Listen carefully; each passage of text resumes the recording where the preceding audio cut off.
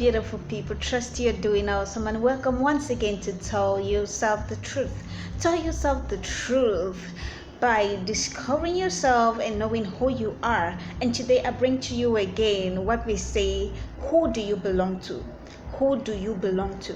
You see, one thing I was reflecting and I realized that a lot of us we say I belong to Jesus, I belong to God, I belong to God, and yet at the end of the day, our actions, our reflections, and everything, the way we talk, does not even resemble that of God.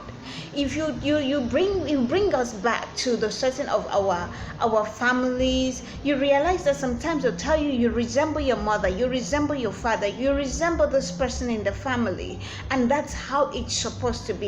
If you belong to God, what happens is you are going to do things like God. The Bible speaking in Philippians chapter 2 verse 5, it says that let this mind be in you, which was also in Christ Jesus. So if you say you belong to God, do you have the mind of Jesus?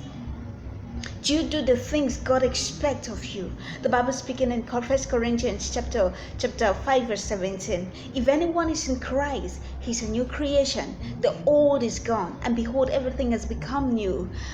Is everything new about your life since you became a Christian, since you say you know about God, since you accepted the life of Jesus?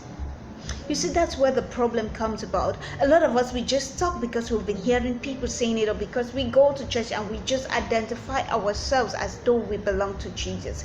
The truth about it is that if your lifestyle doesn't reflect the lifestyle of God, then you have a lot to do and a lot of things to think and to reflect about your life. If you truly belong to God, then everything about your life is going to be a reflection of who He truly is.